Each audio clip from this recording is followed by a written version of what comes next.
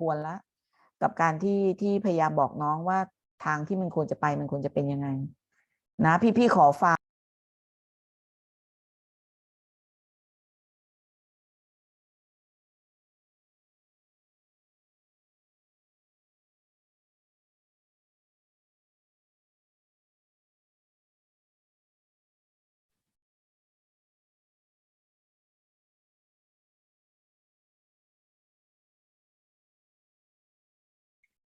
Good evening, everyone, and good morning for audiences from the US. Nice meeting you again. I'm Dr. Rungnapha Rushab, and I'm delighted to be a moderator for the 6th webinar of the MUJSU NCDs Research Collaborative Center. Today's topic is the common NCDs in older adults, role of nurses and caregivers. If you have any questions regarding the presentations, please feel free to type in the chat box. We will collect the questions and discuss at the end of the presentations. Before we start, I would like to introduce all three speakers together. Could you please turn on your camera, please?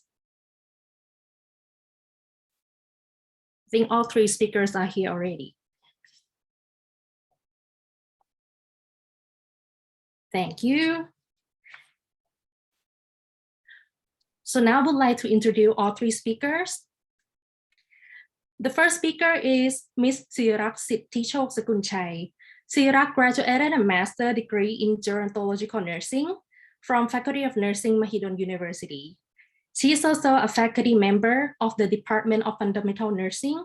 Sirak is currently pursuing her PhD in nursing at the School of Nursing, Kaohsiung Medical University, Taiwan. Her research areas of interest are rehabilitation in older adults with stroke, caregivers with older adults, and exercise in older adults. Her presentation topic for today is motivation of rehabilitation in older adults with stroke. And the second speaker is Ms. Kirsten Parker. Kirsten received her honors degree in nursing from the University of Technology of Australia. Kirsten is a registered nurse working within a tertiary hospital in Sydney. Recently, she is a PhD candidate at the University of Wollongong, Australia. Her honors project explored transitional care for individuals living with dementia and multimorbidity, specifically focusing on investigating the experience of these transitions between a variety of care settings and providers.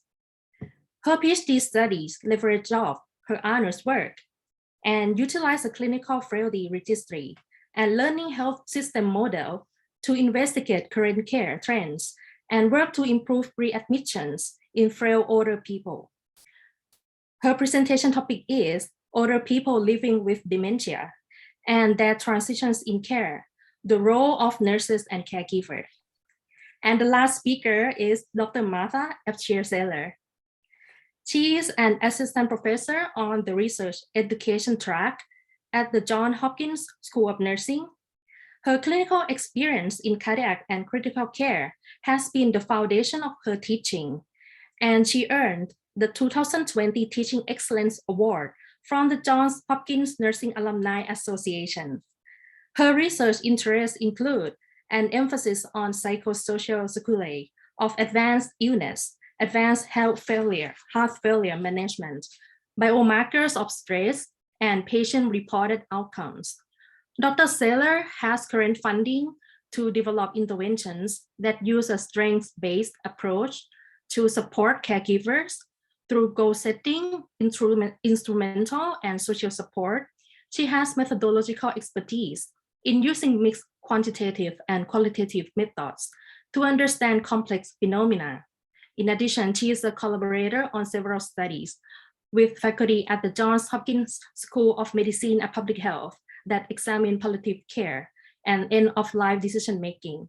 And her presentation for today is From Caregiver Support to Heroic, Meeting the Needs of Persons with Advanced Heart Failure. And now our speakers are ready.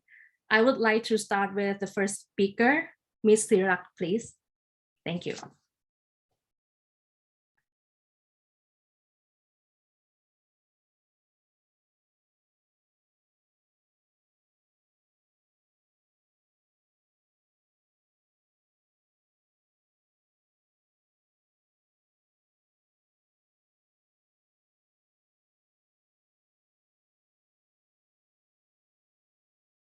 Hi, Sirak. Can you please unmute yourself?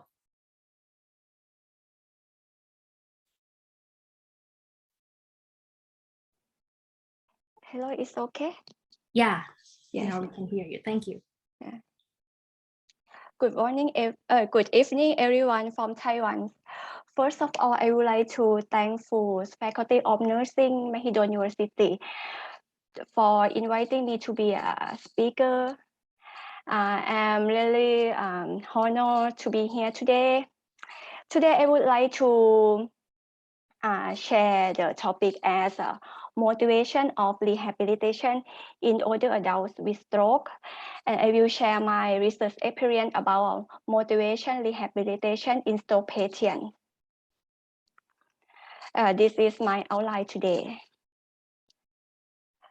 First, I would like to introduce with the aging population first, because today we talk about the aging population. So right now, the aging population in the world will be increasing, and we will double in the 30 years. So I will show you a figure that we have the proportion of the older population in the world and in Asian population and in Thailand. So right now in Thailand, we have the older around 17 to 18%. That means in Thailand, we in the age society. As we know, when getting older, the physical and psychological will be changed. The physical change is normal that we can see from the older adults. Some of them will have the healthy, active, or some of them frail.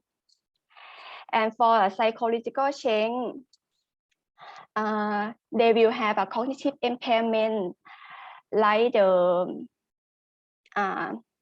memory impairment, and they have mental health like a depression or anxiety. And for the physical and psychological change, it might be the cause from the cause to the non-communicable disease or NCD.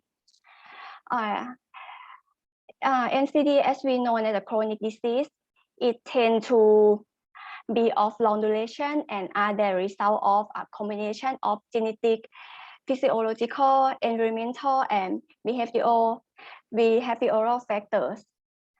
The main type of NCD include like a cardiovascular disease, like a heart disease, hypertension, and stroke. Cancer, chronic respiratory disease like COPD or asthma, diabetes, and dementia is the cognitive impairment. It may form the psychological change in aging. So the mortality rate of NCD, I will show you statistics and of the mortality rate. The higher mortality rate is from the cardiovascular disease and diabetes. I focus on the age 60 and over. We will see the orange color. That the cardiovascular disease and diabetes is higher mortality rate even in women and men. Stroke is a type of NCD that's a cause from a cardiovascular disease, hypertension, dyslipidemia, diabetes, obesity, previous stroke, or transient ischemic attack. So it's a type of the cardiovascular disease. That means it's a higher mortality rate. Globally, in 2019, we have the stroke patient around 100 million. So some of them is a ischemic stroke, some of them intracerebral stroke, and some of them is a subarachnoid hemorrhage. For Thailand, we have around 250 cases and account for more than 50,000 deaths each year. And some of the cases, most of them is older adults, about 75%. And the chance of having stroke double every decade after 55 years. So I will show you the stroke among older adults, that the risk factor of the stroke attack for older, the age, that mean older adult that's higher than the middle or older adult. And for the gender, in the young or older adult, male more than female, and OO is male more than female. Right now, the medical treatment have been developed. That means the number of the stroke survivors have increased. After they survive from the stroke, they will be the disabled and dependent persons. So that rehabilitation is very important, because if we do the rehabilitation as quickly as possible, the stroke patient will return to the normal condition. Even the physical activity or exercise is important as well. They can control the blood pressure and prevent the current stroke.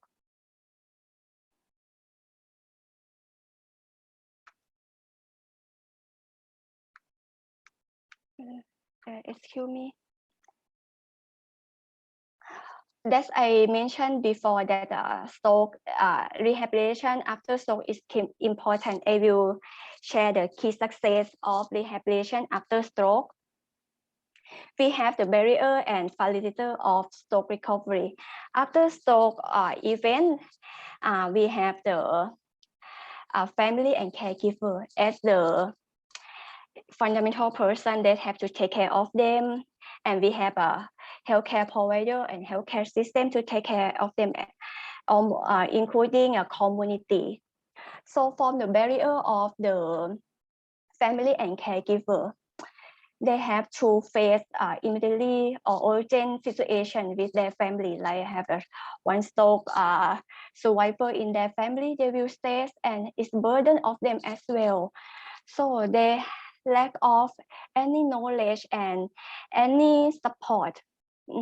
That means they have feel burden. Some of them will have a mental health problem, like depressed or have a shame from the community. So the facilitator, they have to support each person, because each family or caregiver, they have their own characteristic.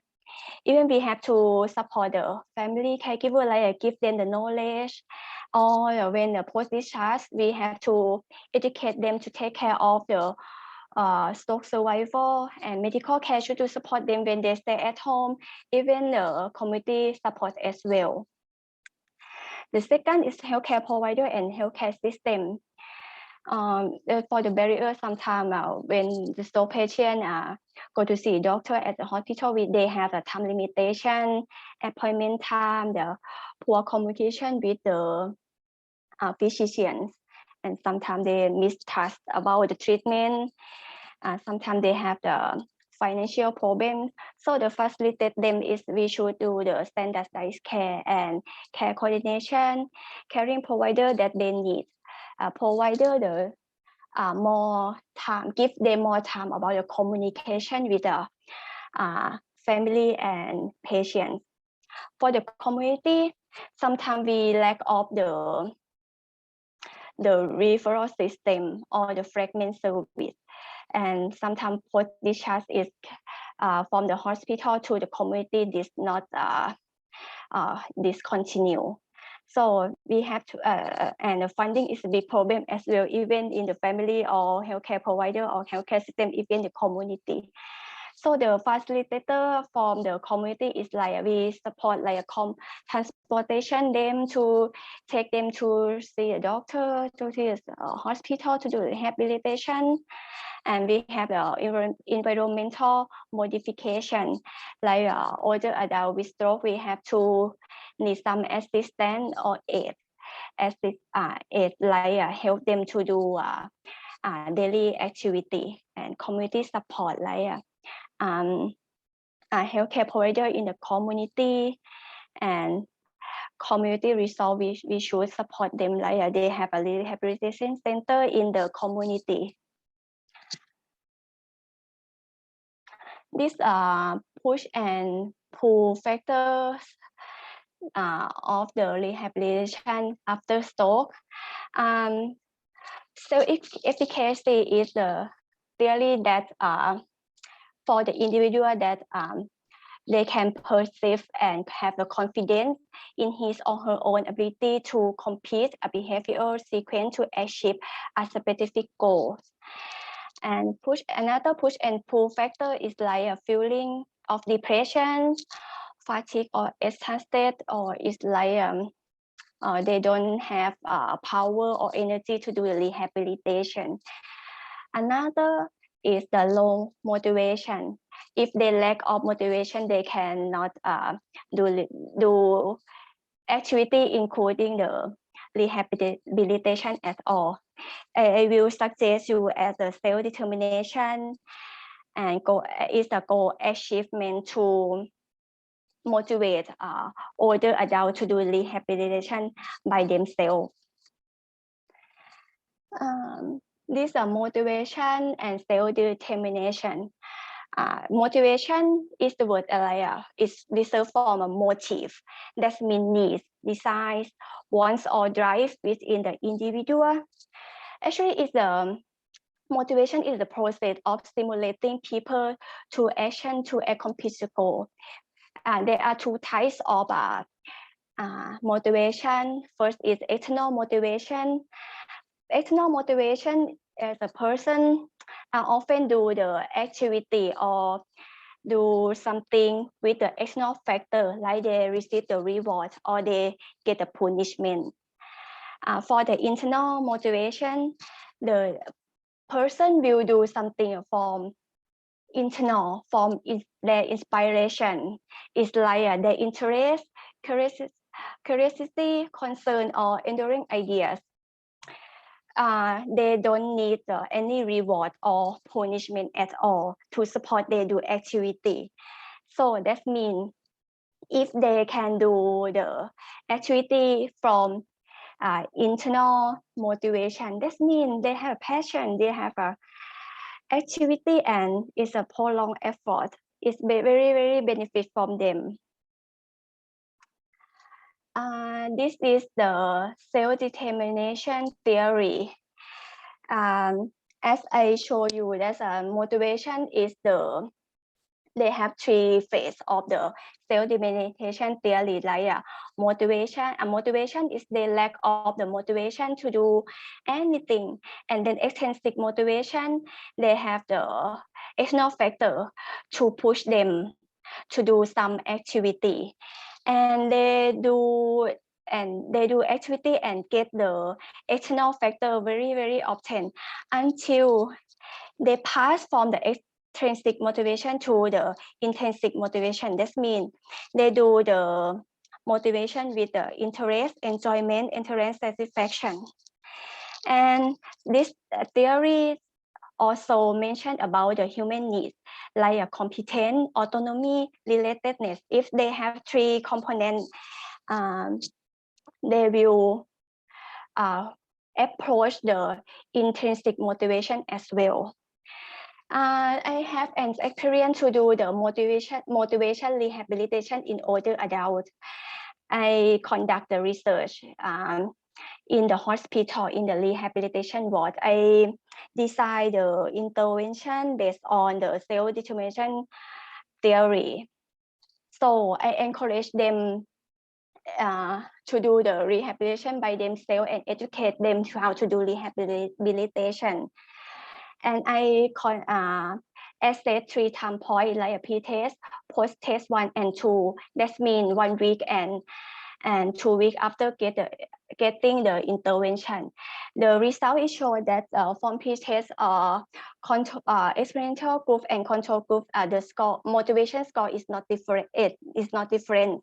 And after they get the intervention, the control, the experimental group have a higher score more than the control group in both 2 weeks. And I have a chance to do innovation about the motivation rehabilitation of stroke. Is named like a motivator for rehabilitation. Let's encourage them to hold and raise the hand up as much as they can, and they will see the picture like a flower is not bloom and gradually blooming. This idea, we can change the picture to be like the older adult prefer, like in based on Thai culture, older adult like they love their family and love their grandchild. We can change the picture to their family and grandchild. I will share the systematic review of the home-based rehabilitation for stroke rehabilitation. We have many types of technology like games, telerehabilitation, robotic device, virtual reality, sensor, and tablets. Both are many types of technology. They have both sides like a benefit and limitation. For the benefits is really helpful to help older adults to do rehabilitation, encourage them. And some limitation is like sometimes we have to pay the money. Some is commercial. Then some of them need to validate the outcome. Is some of they have limitation about stroke patient to do rehabilitation like a tablet. I will show this a picture of technology for stroke rehabilitation. This is a robotic assisted therapy, and this is a virtual reality or VR. And this non-invasive therapy is like a transcranial magnetic stimulation and direction and transcranial direct current stimulation. And stem cell therapy is really replacing the damaged cell in the brain and regulating immune system to prevent further damage of the stroke. To sum up, I need to mention that rehabilitation is the independent role of nurse that nurses can do as much as you can to encourage older adults do rehabilitation by themselves. So that means motivation rehabilitation, it should be promoted to nurses or caregiver to implement older adult in stroke. So for the caregiver part, the next speaker will focus on the caregiver issue. Do the rehabilitation as much as possible is bring the recovery of muscle weakness and improving the functional ability. And also, technology for stroke rehabilitation could encourage motivation, like they will get the external motivation because technology is new thing for older adult with stroke. They will have fun and like entertainment to encourage they do as much as they can. And then for internal motivation, it's like adapting to patient process that they do. They do rehabilitation many times. They will change to internal motivation step by step. This is my reference. And thank you for your attention. If you have any question, please feel free to ask me or contact me via email. Thank you very much, Sirak, for your excellent presentation. And please feel free to type any questions in the chat box, and we will ask her at the end of our presentations and discuss together. So Sirak gave us the background of older adults' physiological changes that put them in the state of wear and tear, so that they are at high risk to develop the NCD diseases. And she has mentioned about the self-motivation of the older adults patient that would be the key success in recover their health after the day after stroke. And she also addressed the role of nurses, that they have the independent role to encourage the patients to have the motivation after they go back home. And she also mentioned about the home-based technologies that will be very useful in the future for rehabilitation for older adults in the NCDs diseases. Thank you, Sirap. So I would like to move to the next speaker. Kirsten, please. Thank you. I'll just share my screen for you.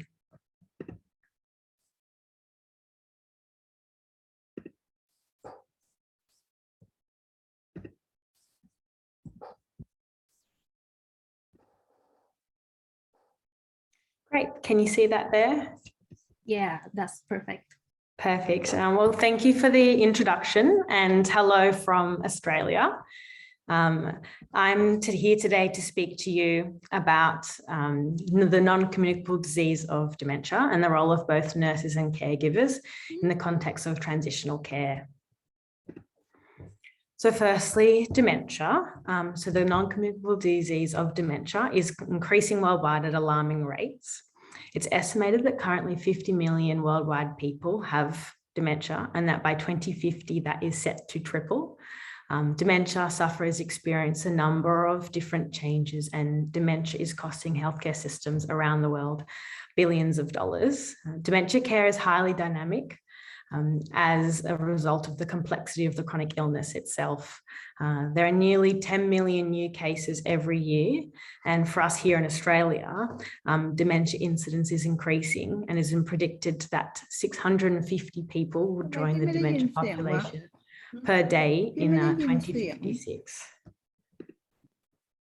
So as we know, in simple terms, a caregiver is most commonly a person who tends to the needs or concerns of a person with a short-term or long-term limitations due to illness, injury, or disability. In America, particularly, more than 11 million individuals provide unpaid care for people with some form of dementia. And in 2021, these caregivers provided more than 16 billion hours of care, valued at nearly $272 billion US. So these numbers obviously differ from continent to continent and from country to country, but trends are mirrored. We have a large number of individuals providing one-on-one care. Also sort of setting the scene. So what is transitional care? It is defined as the act of implementing coordination and continuity of care as patients transfer to and from different healthcare settings and levels of care. These transitions can occur in a variety of healthcare settings and directions, as seen in the diagram. Currently, there is increasing evidence to inform optimal transitional care for older people, particularly those who are most vulnerable. With the increasing aging population and prevalence of multimorbidity, there is limited evidence-based strategies to support older people and their caregivers in transitional care. Which brings me to the two studies today. So in order to explore transitional care for older people living with dementia, the study consisted of two parts. So part one was a systematic review with narrative synthesis. And then part two was the ideal sub-study, which was a secondary analysis of discharge documentation. And we ultimately set out to examine the key elements of transitional care to improve continuity for older people living with dementia, and then how can the nurses and caregivers improve these experiences. So firstly, the systematic review aimed to examine quantitative studies reporting on transitional interventions to improve healthcare outcomes for older people living with dementia and multimorbidity and their caregivers, with the objective to look at the key elements to improve care continuity. We completed a systematic search between 2000 and 2018 with key search terms of multimorbidity, dementia, and transitional care. We included quantitative-based studies that looked at a transition in their study and evaluated that. So this is our Prisma flow diagram. The initial search resulted in 6,053 citations. And then through the screening process, we came down to 11 studies and 13 papers meeting inclusion criteria. So the systematic review included a total of 1,861 older people living with dementia with a mean age of 80 years. And a total of 1,503 caregivers with a mean age of 69 years. As you can see, studies were conducted in the USA, Australia, and Europe. As the studies didn't have unified designs, had different interventions, comparators, and statistical analysis, we did a narrative descriptive analysis to analyze all the different studies. The diagram identifies the 6 domains and outcome measures that were identified of the importance across all 11 studies, which are unmet needs, depression, education and support, physical decline, poor quality of life, and access and knowledge of services. So this table is the spread of the different domains in the different papers. So the X marks the occasions when the intervention addressed this domain. It's important for future interventions to consider these domains in intervention design and development. And just looking over to caregivers, it's just important to note what sort of studies looked at what elements. Interesting that unmet needs and physical decline and education and support were sort of understudied in terms of interventions for caregivers. But sort of depression and poor quality of life and access to knowledge and services were, which is promising. So what did we learn? We ultimately learnt that current transitional care sees the importance of improving systems of communication, the importance of appropriate and relevant education, and ultimately collaboration with the multidisciplinary team. Ultimately, no studies were able to report on a completely successful intervention, but all sort of address different elements that were positive. The diagram shows that these 3 elements contribute to positive transitions. So service and clinician utilization, patient and caregiver engagement, and ultimately transitional discharge communication and documentation, which sort of led on to our next study as well. So taking it back to the role of the nurse versus the role of the caregiver and what we learned from the systematic review, that ultimately nurses, they need to understand the needs of older people living with dementia. They need to understand their cognitive ability and how as nurses we can and help them. That depression continues to be a significant area of need for these patients, and nurses should be aware of these, that these patients are found through our systematic review that they are actually depressed. Tailored education and support for older people living with dementia, and the importance of self-reported quality of life for these patients and how nurses can support this. So what do they like doing? How can we improve that and how can we facilitate that? Decreases in transitions for older people living with dementia through better service utilization and the multidisciplinary team, which we know it's about referring the physio, it's about referring the speech pathologist, and while we can link them up with as many services as they can have access to. And in terms of caregivers, complex interventions should address unmet needs of caregivers as they have an important role. We actually looked at a lot of the interventions really focused on the dementia patient rather than the caregiver.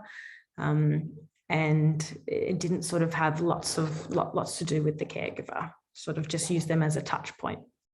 Understanding caregiver needs in the context of emotional and mental well-being. How can we support them? What do they need? Better education for caregivers have been shown to have more positive effects on transition experiences, keeping them updated with what's happening. So this is going to happen next, then this, keeping them in the loop. Caregiver physical decline was not considered a priority for interventions, which was quite interesting because in our studies, a few of them were spouses that were actually taking care of the dementia patients. So, which would mean that they're of a similar age and they're going to have physical decline. Then poor quality of life in terms of caregiver burden. These important components of caregiving come to light. Important to know that these caregivers actually had sort of lots of hope and were satisfied with what they were doing. They wanted to care for their loved one, but there was a caregiving burden as well. And the need for greater focus on the caregiver relevant services. I guess thinking about if we can help the caregiver, it's all a cyclical process. So if we can help the caregiver, then they're helping the person they're caring for, and then that is coming around. So, which brings me to part 2 of our studies, and this was the audit of discharge documentation. So we got our data from the ideal sub-study, which aimed to critically appraise the quality of discharge documentation for older people living with dementia as they returned to a residential aged care facility from acute care. So residential aged care facility or nursing home. And acute care for us here in Australia was hospital or the emergency department. Objectives were based around examining the quality of discharge documentation in an attempt to improve continuity of care. And the design consists of 3 parts, which we developed the audit extraction tool. We then did manual data extraction and then the statistical analysis of the results.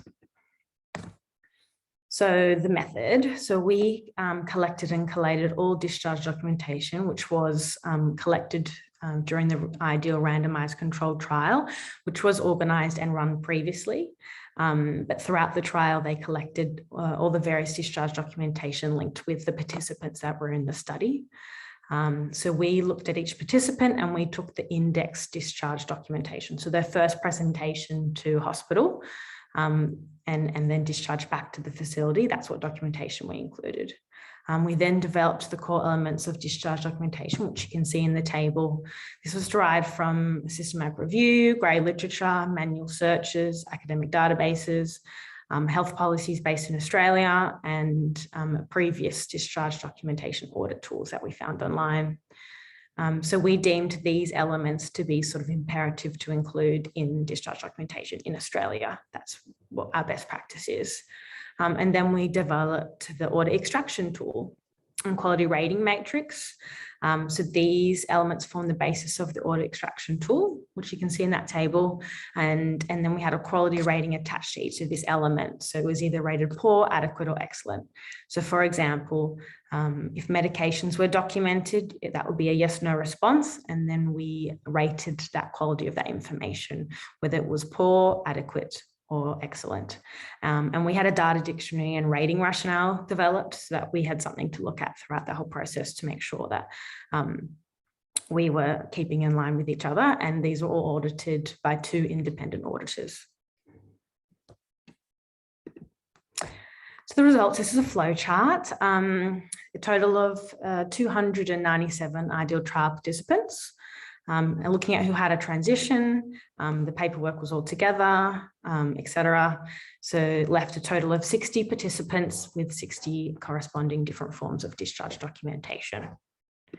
So demographics showed a mean age of 83 years, 31 being male and 29 being female, so pretty even. There are a number of results for demographics and clinical characteristics that were gathered throughout the ideal trial. I've chosen just a few to demonstrate to you just in this table. I just want to drive home that these patients were end-stage dementia. They were needing lots of clinical support. They were very dependent, severely cognitively impaired. Some of them didn't communicate at baseline. So they were in a high-level care facility, and that was sort of the inclusion criteria for the ideal trial. So these were end-stage dementia patients. So this is a graph of the completion rate of identified elements of importance. So down the bottom, you can see 0 to 60. So that's the 60 different discharge documentation. And then you can see the ratings as well. So we have excellent as blue, adequate as yellow, and poor as red. I've popped little sort of titles and sort of descriptions up on the side to the left. If you have a look, so demographics and admission documentation is, in Australia, is auto-populated a lot of the time in discharge documentation. So the clinician is not having to actually type it in. And if you take your eyes down, the rest of the stuff is just a bit more other extra add information that would support transitional care. Of particular interest to us when we did this was down the bottom, advanced care directives of NFRs, which is a not for resuscitation order. So for no CPR and things like that. Conversations about ceiling of care were rarely done. And we know that these patients were end-stage dementia. And so it's interesting that that wasn't documented. And then if you carry your eyes up to next of kin, you can see that that was documented less than 50% of the time. And again, we know these patients weren't able to communicate for themselves, weren't able to necessarily advocate for themselves. So it was interesting and sort of worrying to see that next of kin was only documented less than 50% of the time. Just want to make clear though as well that this was only the discharge documentation that we received from the trial. So when the patient was discharged from hospital or the emergency department back to the residential aged care facility, this is the physical documentation that the nurses received. So I'm not saying that this didn't happen throughout their admission, but this is what the nursing staff received and that the residential aged care facility received on their return. So out of the 29 discharge documented elements considered to be core and essential of that table that I discussed earlier, we did a overall quality rating of them. So a little more than a third, which was 37% of these elements were rated as excellent, 43% rated as adequate, and 20% were rated as poor. And then a subgroup of these that focused on transitional care elements exclusively. So that's looking at like plan, arranged services or clinician, recommendations for management, information education, and next of kin involvement. A total were rated excellent 17% of the time, half, 46% were rated as being adequately documented, and the remaining third, 37% was rated as being poorly documented. And if you cast your eyes over to the table, there's some open text examples for each quality rating, just for sort of an idea of the quality of information that was being received. So poor, often in the discharge documentation, would just be thank you for your ongoing care of Mr. Smith, and not much else. It could be very scarce. And the trends were, whereas if the discharge documentation started with that or didn't have much, then all elements were sort of lacking. And then, or some excellent examples. So down the bottom, one of the discharge documentation had as you can see, pamphlet provided to nursing homes. So a patient had a fall, they had a brace on their leg, and within the discharge documentation was a pamphlet to the nursing staff of how to remove this brace. Which I think is a great example of the way that you can communicate through discharge summaries. So what we learned ultimately was that vulnerable older people need an advocate, that these patients were unable to communicate for themselves. So they needed a caregiver, a next of kin to vocalize their needs. A picture I'll paint for you in some of the discharge documentation was that this patient, Mr. Smith, had a fall in the nursing home. The nurses found him. They weren't sure if he hit his head or anything like that because he wasn't able to communicate what happened. He transfers to hospital. In hospital, they call the next of kin. They say, oh no, we don't want them to be in hospital. We don't want antibiotics. We don't want them to have that scan.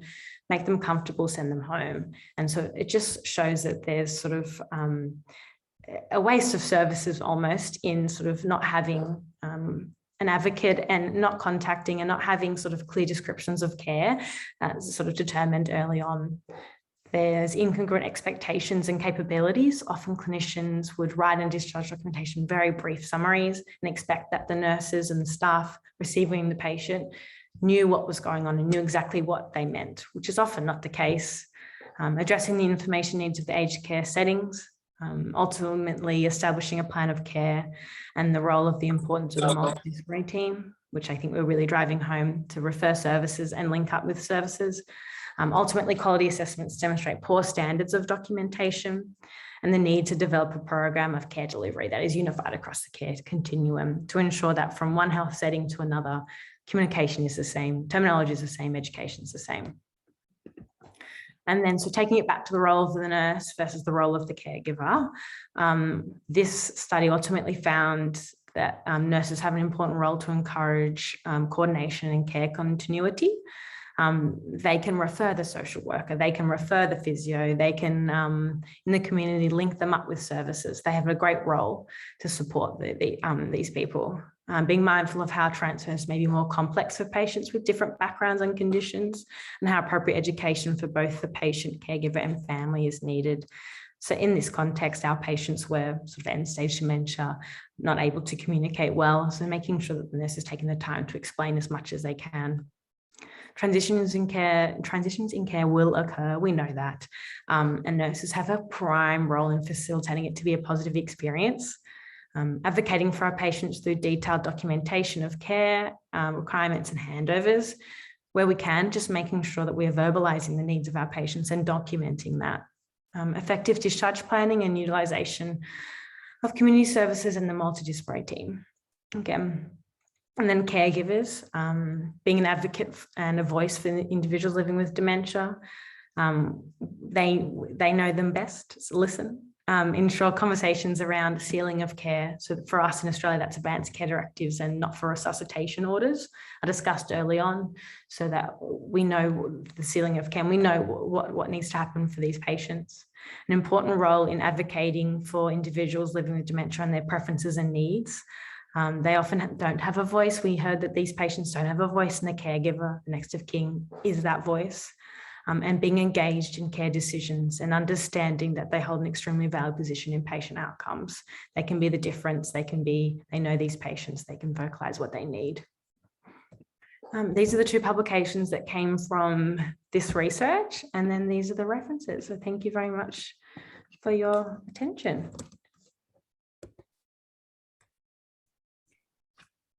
Thank you very much, Kirsten. It was very nice presentation. And you did a very nice comparison between the roles of nurses and caregivers. And we have realized that the transitional care is very important for nurses to be realized that we need to be focused on the transitional care of the older patients, older people living with dementia. And I think your systematic review and your research study show the similar things, like sharing the same point that we need the multidisciplinary team, right? So it's just not only nurses and caregivers. So we really need the team, and nurses are playing a very important role in coordination and continuity of care with all health professionals and family caregivers as well. And the caregivers also need support from nurses in terms of like emotional and mental well-being, right? So there are many topics that we can discuss later. Thank you. And excellent summary. Yeah, thank you. And then we're gonna continue on the third speaker, and she has a very nice topic to present today. Please, Dr. Martha. Hi, everyone. Do you see my presenter view or the notes view? Notes view. It's a presenter will. Oh yeah, and now, no, sorry, now I can see your notes, so it's the note view. Now it's Better? okay.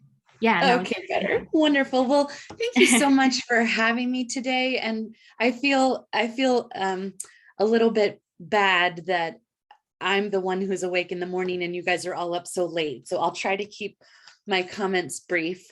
We're transitioning from stroke to dementia and now thinking about caregivers of persons with heart failure and even advanced heart failure. That's my area of expertise. So thank you so much for having me, and hopefully we'll see some more threads of things that connect across these different NCDs. Oops. Are we good? Do you still see it? Can you please hit the presentation? Oh, yeah, there we go. All right. So, I think what's a little bit different about heart failure, different than dementia, maybe a little bit different from stroke, is the way in which heart failure ebbs and flows. It has these natural decompensations and hospitalizations that are unpredictable, uncertain.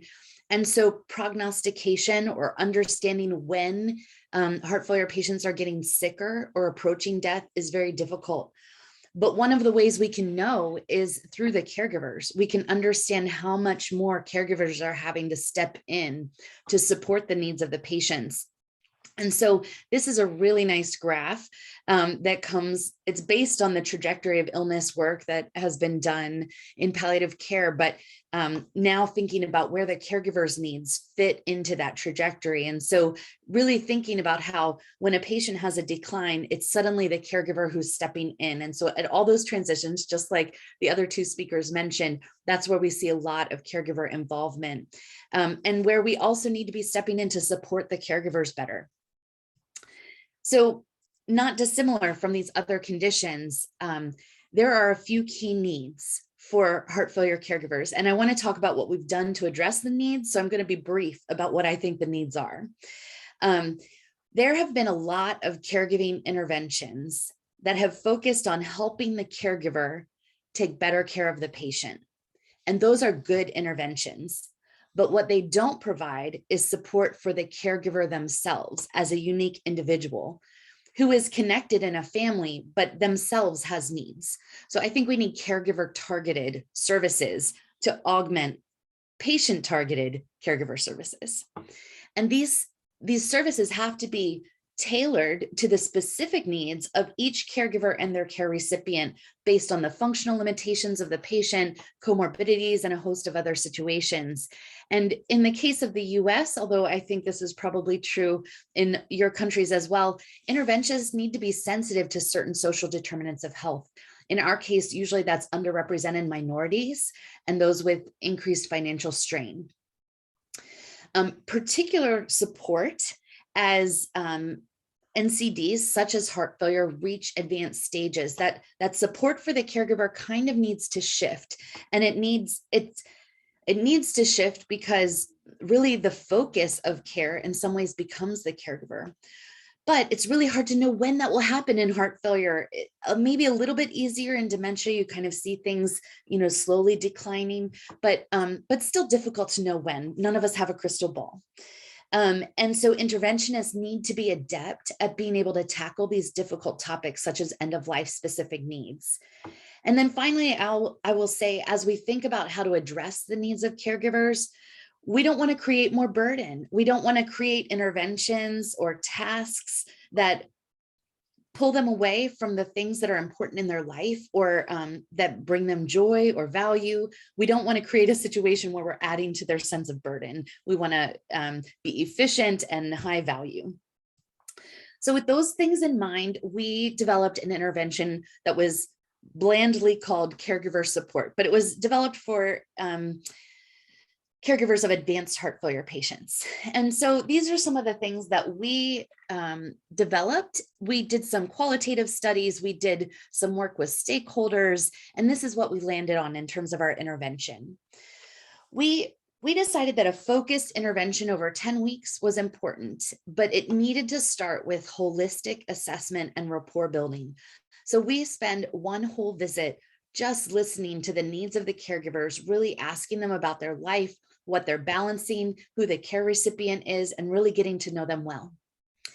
We spend another session really trying to understand their values, the way that they make meaning from caregiving and other activities, and helping them write a life purpose statement.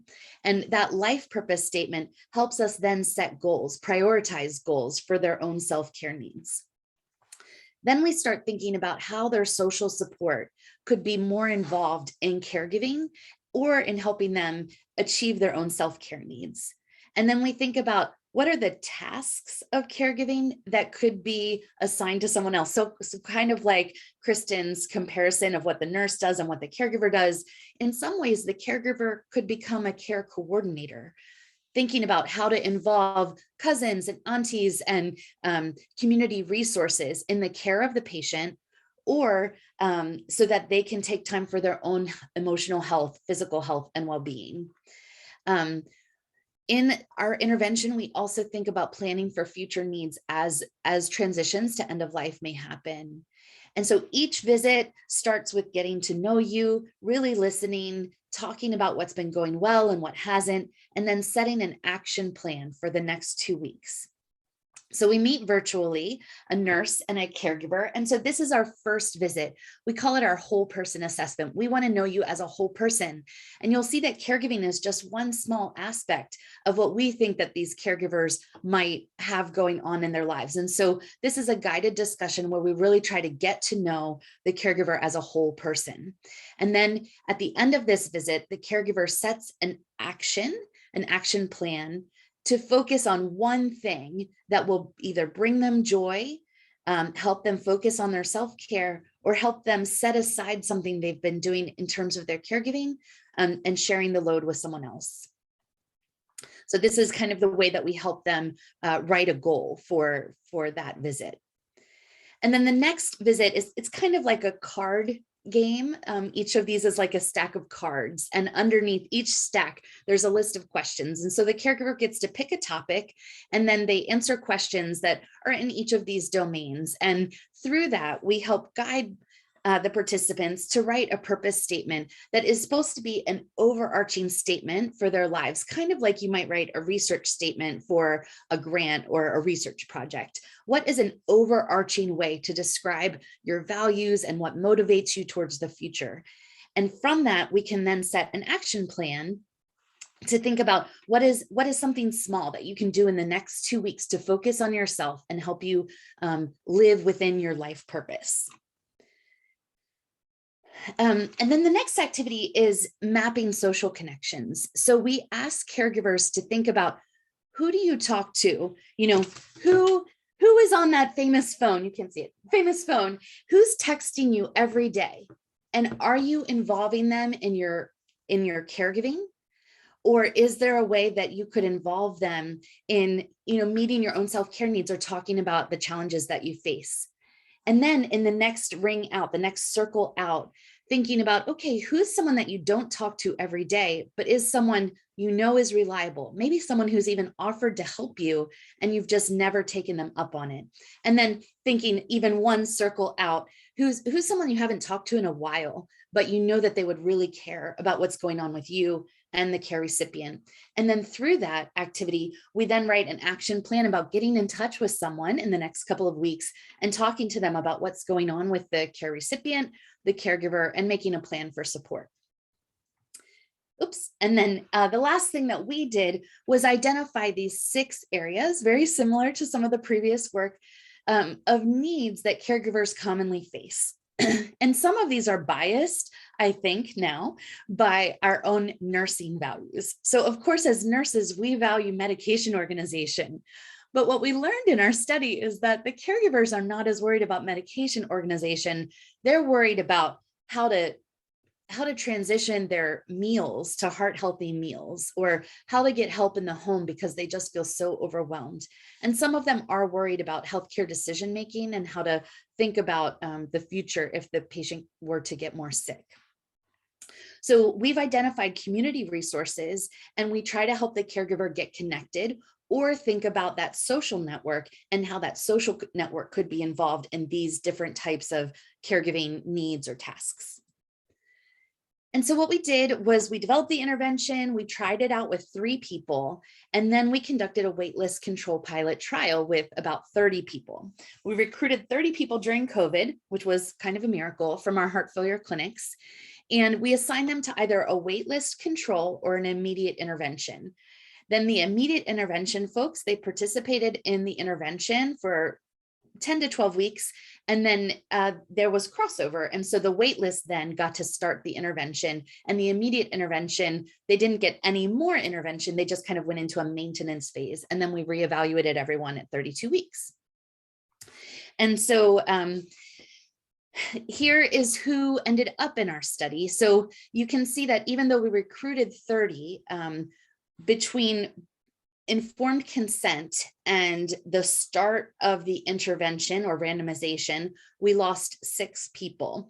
4 were lost to follow-up, and 2, the care recipient actually died. So we were successful at recruiting caregivers of advanced heart failure patients who were quite sick, but sometimes that resulted in the caregiver not being able to participate. So we had 12 in each group, and we randomized. When we randomized, we stratified on sex, male versus female, and caregiver relationship, spousal versus non-spousal. But what we ended up seeing was that our 2 groups were different in a way that we didn't stratify for. They were different based on race, and they were different based on financial needs. And those things I think are important for caregivers. And so we have to think about that as we move forward. So our 2 groups had a little bit of difference, but the immediate intervention group is the main group that we can analyze in a waitlist control trial. So next we'll look at some of what came out of the intervention. So these are examples of life purpose statements, and you can see that these might be specific to individuals, but you can relate to some of the ideas. I hope that I'm able to live a full life surrounded by people that I love, and that we are able to form a warm, genuine connection. I just think that's so beautiful. And while it's specific to the person, it does suggest like what she really values in her whole life.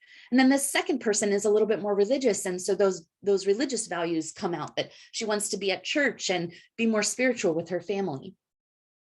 But in contrast to the purpose, in contrast to the purpose statement, the goals were very specific and very time limited. So maybe one goal was to ask a friend or a neighbor to help mow the grass, the lawn, and use that time for self-care.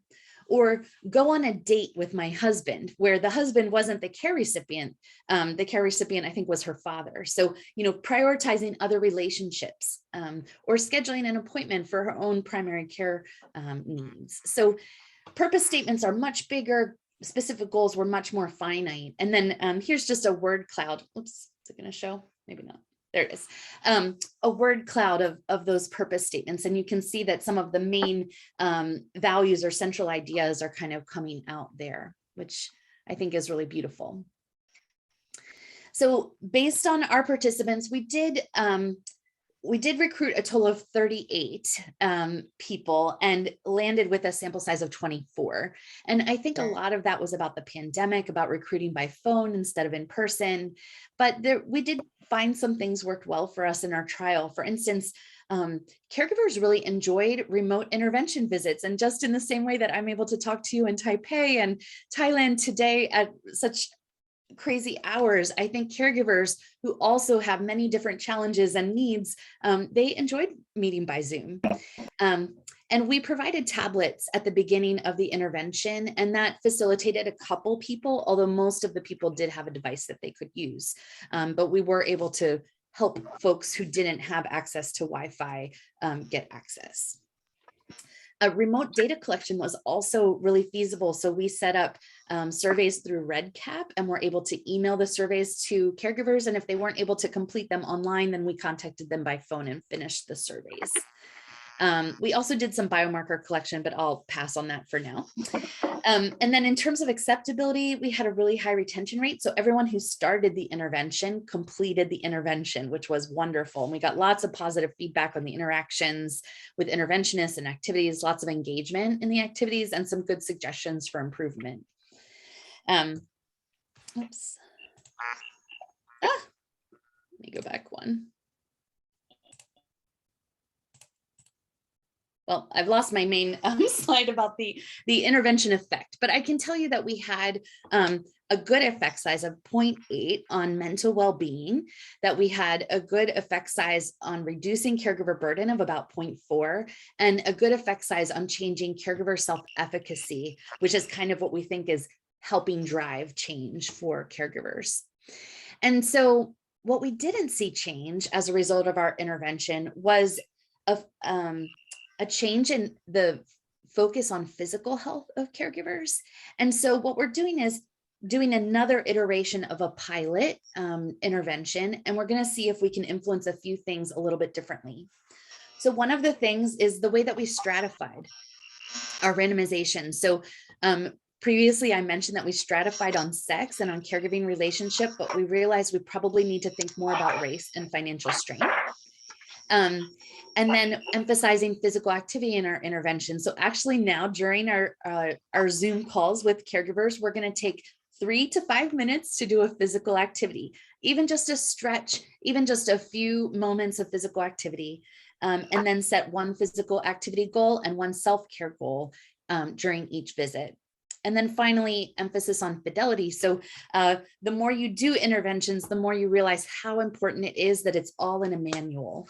And so where in the first round of the intervention, I think we relied on the interventionist to really tailor things. Now we've kind of documented how we want them to tailor things a little bit better, and tried to create some standardized training for our study team, and working on ways to think about scaling this intervention for the future. And so this second version of our intervention is called HEROIC, Heart Failure Resilience Intervention for Caregivers.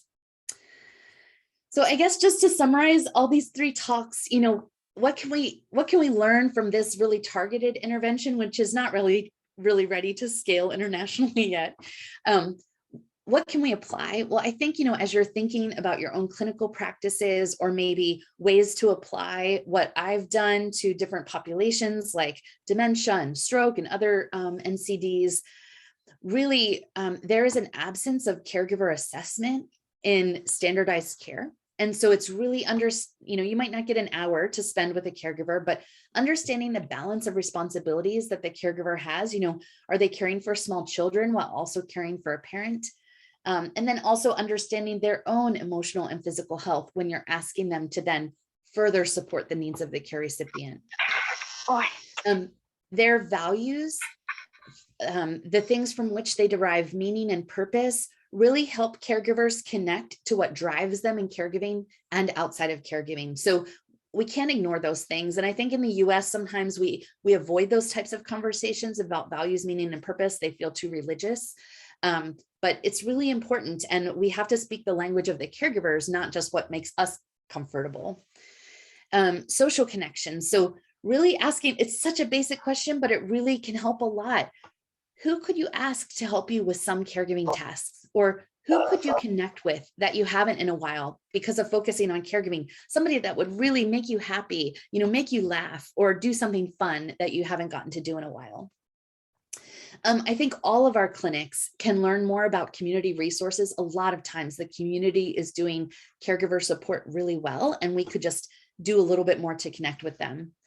And then finally, I think we have to be willing to talk about what would happen if the patient got more sick, and what would happen if the caregiver is feeling overwhelmed in terms of end of life planning. And those things are probably different in each of your unique settings, but I think we as nurses are really adept at those conversations, but every now and then you still have to kind of force yourself to do it, to go there, because it can be a hard conversation and it can be emotional, and we have to be prepared to support the caregiver if they are emotional. This work is part of a large work and really reliant on wonderful mentorship and an amazing study team. And I would say if you're interested in doing interventional work, you have to find a great team of people to do it with. So these are some of the folks that I've been involved with, and I hope that any of that was useful to you. Thank you very much. This is a excellent presentation, and I was so excited because I'm a person who's been doing some kind of mixed method research as well. Okay. And I'm conducting some kind of biomarkers related to like psychosocial problems. Yeah. And but like our population is different. So different. But I think there will be some points that we can share later. But especially the stress biomarkers that I'm also conducting on this kind of things as well. Yeah. And I think your interventions are focusing on caregivers, and you have raised a very interesting point, and I think it's very important about have to be sensitive for the underrepresented groups like minorities. And I think because here in Thailand, and especially like a Southeast Asia regions and like many countries and in low and middle income countries, I think the role of caregivers might be different and need supports that might be different from the caregivers in the developed countries, like higher income. And I think that this is very interesting that we can discuss. And I think understand the balance of responsibilities of caregivers. This concept, this point can be applied with all other NCDs patients, like older adult with other NCD patients, as it just said, that it's not just about like caregivers who are taking care heart failure patients, right? But also the dementia that just Kirsten she mentioned, and also stroke and other kind of NCDs, right? That we need to. And they can have them all. Yeah, that it can be a person with heart failure who has had a stroke and has dementia. Yeah. Some of them have them all. Exactly. And I think one point that you said, when you were conducting the intervention, and you have found that usually nurses are biased, like we tend to think for them. We tend to think that what they need, like the caregivers need from us, but actually we need to consider them as a whole person and what they really need. Right.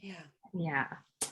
And thank you very much. So right now I would like to discuss with all three speakers together. If you have any questions, please feel free to type in the chat box. And I'm going to start. Okay. So our webinar team, can you please share all of us together, all three speakers together?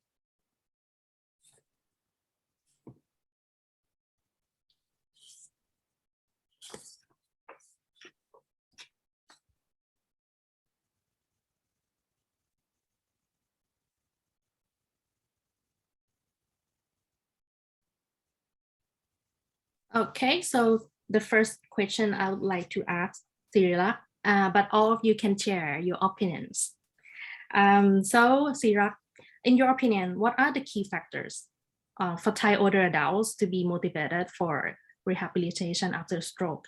As we discussed before, I think you guys have mentioned about cultures, sensitivity, right? Yeah, so what do you think? For my opinion, is based on Thai culture. I think for do the rehabilitation of Thai older adult with stroke, I think family and social support is very important because in Thai culture, relationship between between parents and children is very tight. So that means they expect that if we're getting older, their children have to take care of them. So I have an experience that when I conduct research in the hospital, when they have the visit by the family or relative, they will have more motivate to do everything, even rehabilitation or eating or do like they can feel have a motivation and encouragement for themselves.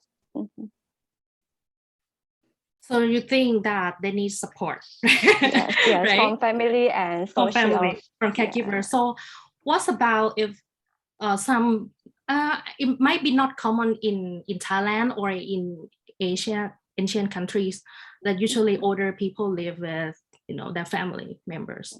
But what if they live alone? I think it's more common in the US and in Australia, right? In the Western cultures.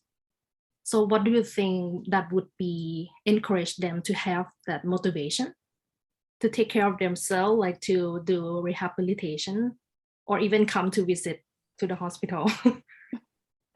They need caregiver or someone to take care of them because as I know, if in the Western culture, most of older people will stay in nursing home or in the long-term care facilities. They sometimes have visited by their family, right? That's as I know in my opinion. Yeah, if they get to they got sick to go to the hospital or they need to do a rehabilitation, I think caregiver is a key person to encourage them or healthcare providers. Is that true? Kirsten and Martha? They usually live in that healthcare facilities, like advocate. Well, I mean, I don't know about in Australia, but I know here, my own father-in-law was just in a rehab center, and the difference of the amount you would see someone if they were living in the community versus at a rehab center, you can only visit them for shorter amounts of time. And so even if you are a family who is present for the person with the illness or in rehab, I just think they get less time with family when they're in these facilities. And so that creates a sense of isolation. And does that isolation lead to depression, or does it motivate them to want to get out? And so I guess those are the kinds of things, and it really depends on what their history of mental illness is, or challenges, and really what the level of family presence can be. Sometimes families don't live close together, and so it isn't even possible to go visit the rehab or nursing home. I guess I would say not most older adults live in these types of facilities, but of those who do, I think we need to be more concerned. And Kristen, I'm please.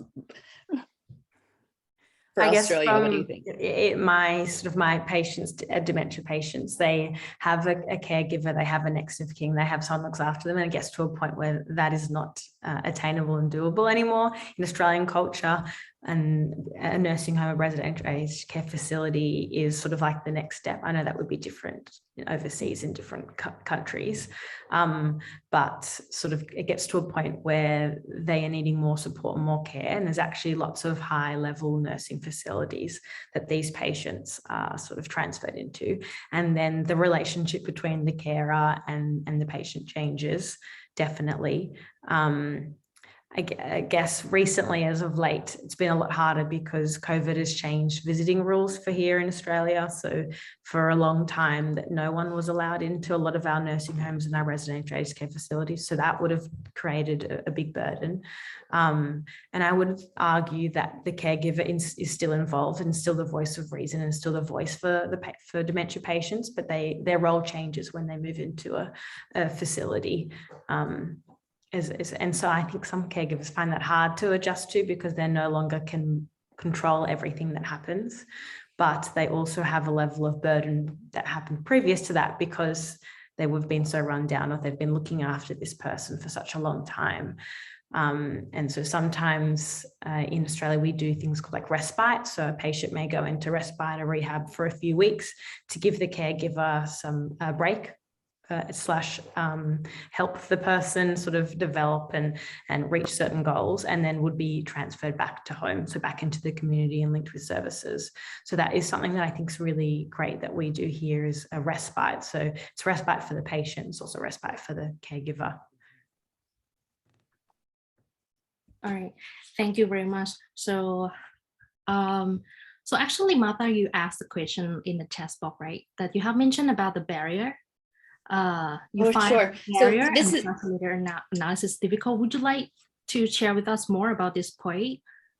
yeah, it's kind of a methodological question. You know, I just struggle when a barrier. So for instance, mental health, mental health can either be a barrier or a facilitator. And I wondered if you found that in your analysis, that each factor kind of had a positive end and a negative end. So each factor could be a barrier or a facilitator.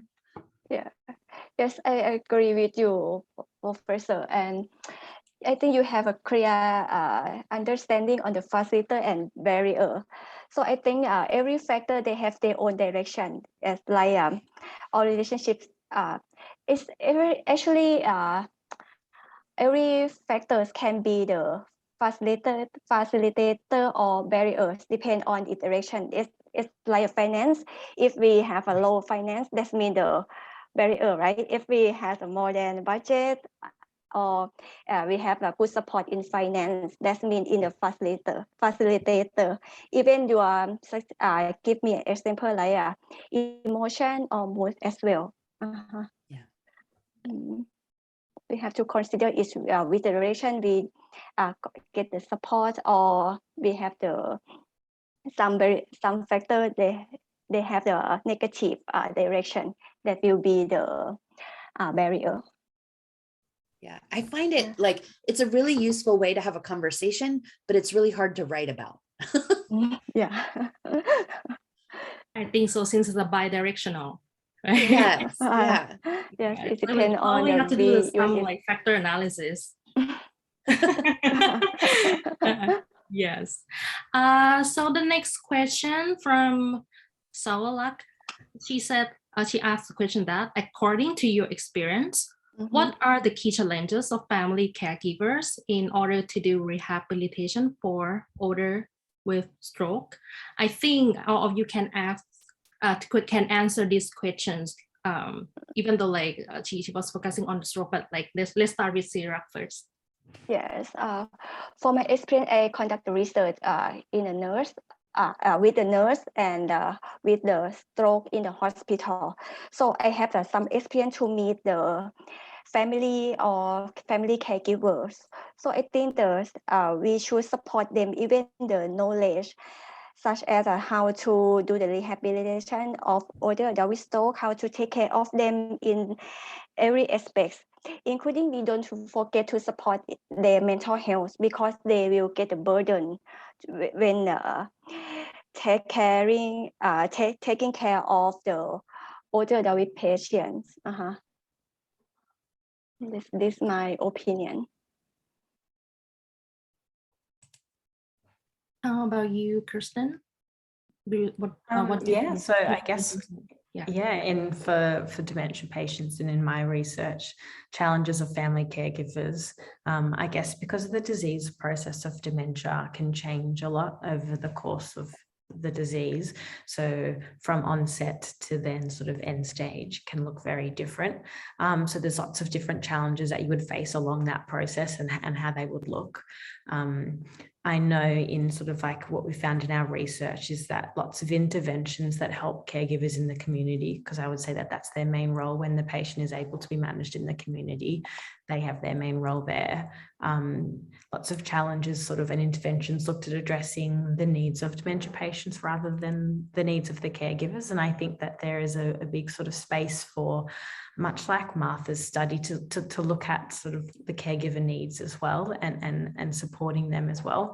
And studies with sort of a good results had continuous follow-up and had continuous check-ins, whether that was a phone call to check in how they're going at a 3-month, 6-month and 12-month. They're the sort of things that sort of worked really well. So it's looking at that continuous support and that continuous check-ins to sort of acknowledge changes throughout the time and what support they need and how that changes. Because I think it's easy to set up services on set, and that's A, B, and C, and then you never know what it's going to look like in 3 months' time or 6 months' time. So I would say that the challenges change a lot, but interventions and roles that we can sort of improve that would be constant check-ins and reassessments on what they need and what services and what help they need. And I think a big challenges would be the dynamic sense of dementia and how that constantly changes, and we can help by adjusting too. Yeah, and I guess the question asks about rehab for older persons, maybe now with heart failure. And so if the task is for the caregiver to support rehab, I think one of the best things that the caregiver can do is to be engaged in the actual physical activity. So I just think that the influence of the social network, the social support, the family, to help with the tasks of rehabbing are so valuable. So whether it's just walking, whether it's a little bit of weightlifting, maybe with a water bottle, or doing some chair-based exercises, even small children can get engaged, and it can be really exciting and wonderful for especially an older adult to do those activities with the family. So that's one thing. I think in terms of challenges, really, kind of finding motivation, and especially in the face of depression. And so for heart failure patients, they're often on beta blockers, which can also lower mood. And so I think there can be a real challenge to just feel like you have enough energy to even start. And because fatigue is such a prevalent symptom, and so, just convincing both the patient and the caregiver that the only way to overcome these symptoms sometimes is to move your body just a little bit, and every little bit of physical movement can help. So I guess those are some of the key challenges. I'm sure there's more that I've missed. But. Thank you for your answer. But I think what I can think about, like when you mentioned challenges, the word challenges, I think it's more to think about like challenges between nurses and caregivers in terms of like collaboration and communication. And I think Kirsten, she has mentioned some point, right, about the collaboration between nurses and caregivers. And also Dr. Martha, you mentioned about how to bring up some difficult conversation as well, especially the end of life. So about this part, have you had any experiences in, manage the challenges or in terms of like communication or difficulties to contact with the caregivers?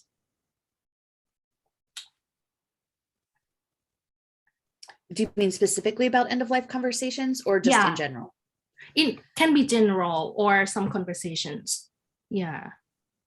I think, for example, like in my opinion, the caregivers usually, they might not understand the same point as we understand, and they might not be able to communicate with us. And sometimes we use like medical terms, and also like some even like something that they don't know how to mention, or they avoid talking about, or maybe they don't know what they really need, like for support, something like that.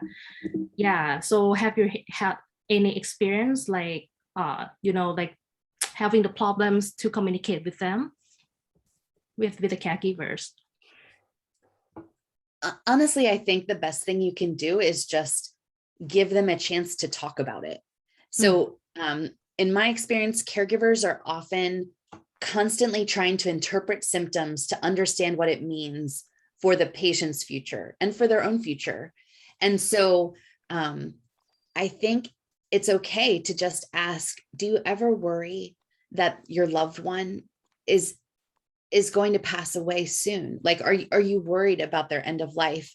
And just asking that question, because so few people do and are able to really listen, it really can open up a world of opportunity to have that conversation. Like, just, do you ever worry about it? And so what could we do today that would help reduce your worry?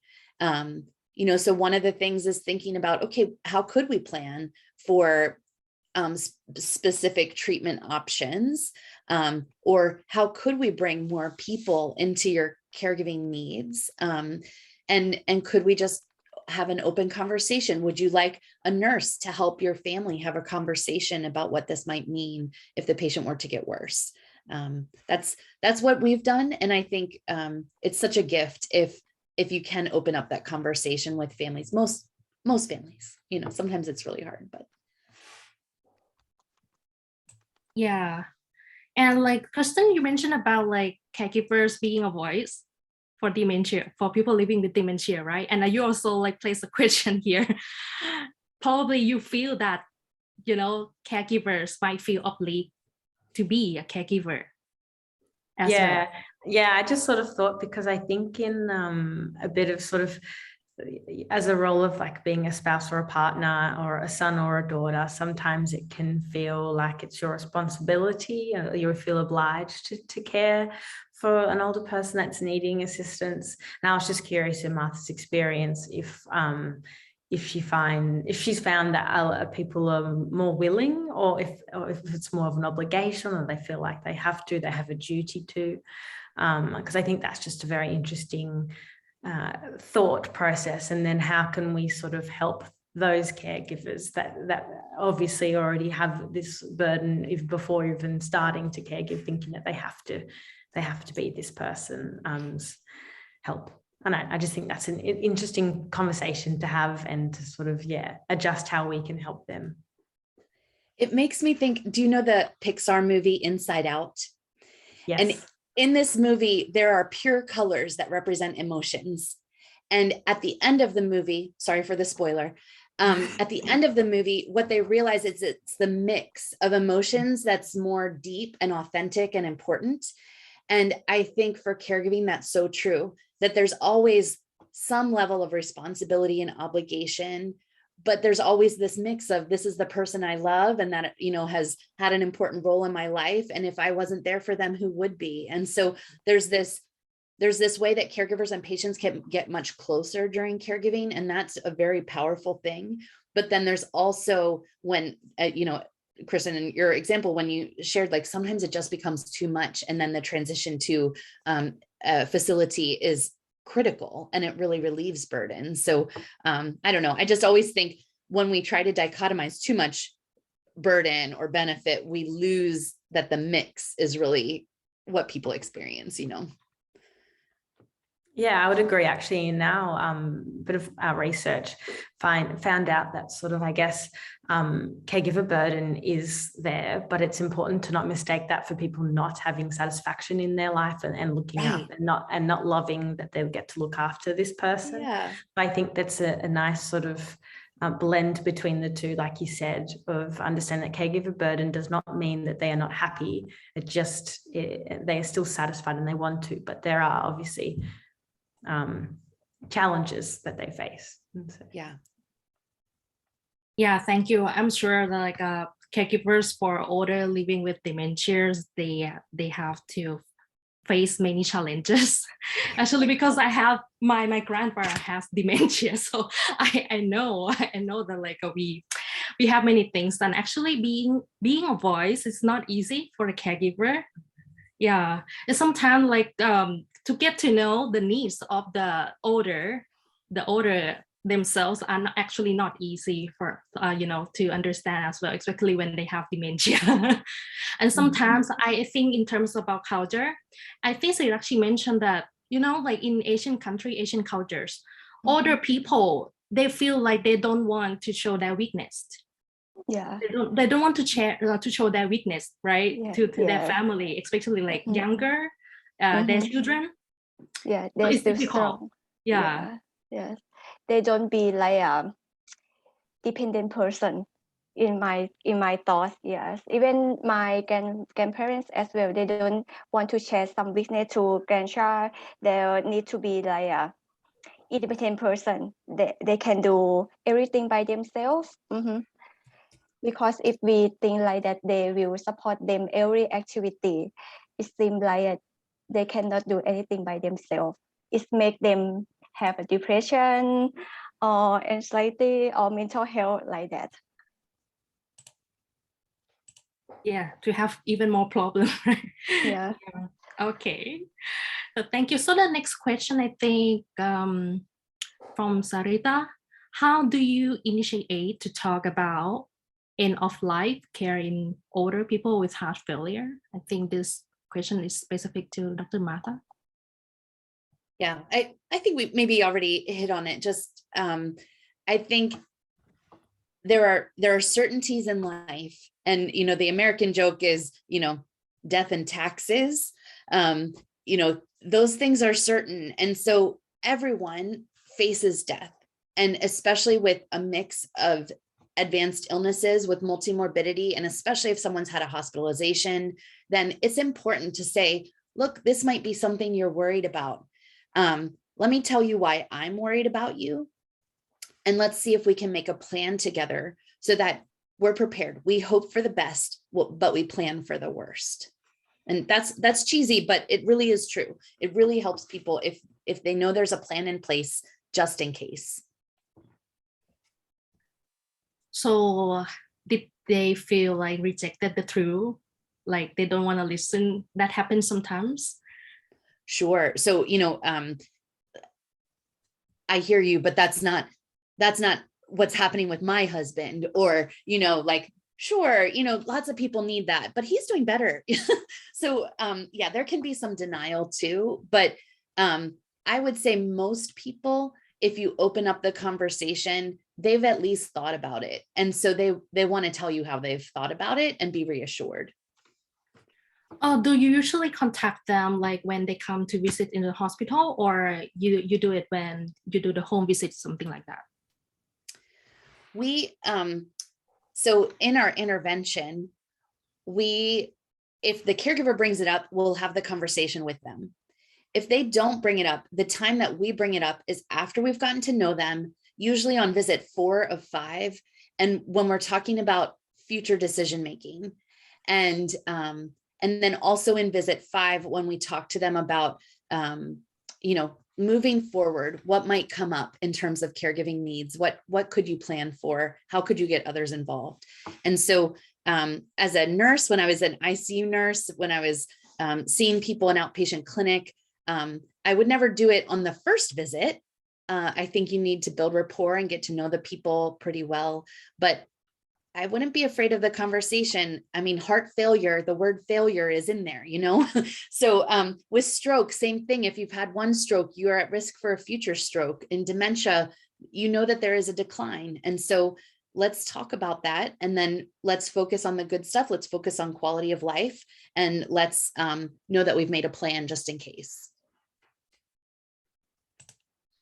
See, thank you.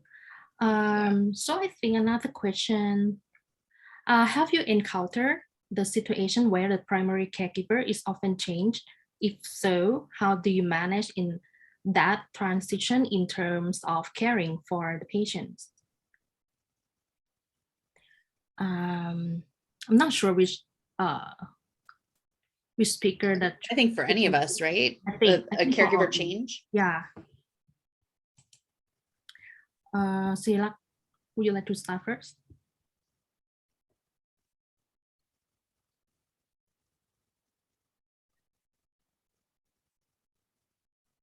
Oops, you're muted, Sirlak. Right, yeah. Just that idea, does a stroke caregiver ever have to change? Like maybe the sister can't help anymore and now the brother has to step in?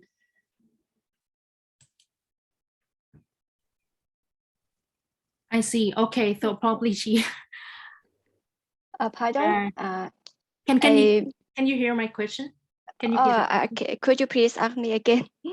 Oh, well, actually, there is the question that I think that she asked all of you, that have you encountered the situation where the primary caregiver is often changed? If so, how do you manage in transition in terms of caring for the patient? In your experience, I mean, I think, like, you know, based on your experience, like working in the hospital or caring the older patients.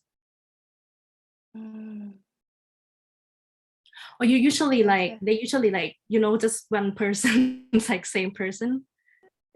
Yeah. I find that spousal caregivers, you know, that doesn't change unless the spouse becomes sick.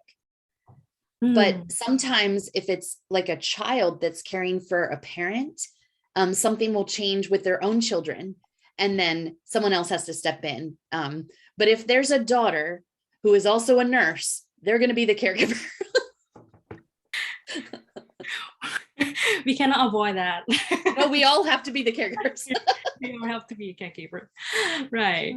And I think this is a good question for Kirsten as well, right? Because, like, you know, taking care of dementia patients, like, it take a long time, a very long time, and sometimes they don't have physical health problems, but that's only, you know, dementia.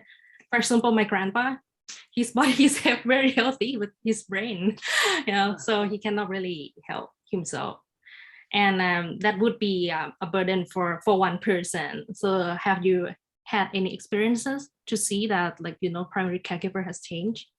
Yeah, definitely. I think on the conversation of spouse caregivers, say a male has dementia, the female, and as they sort of deteriorate in the disease process, they become combative or different things like that, then that's no longer sort of safe and achievable for the spouse to look after.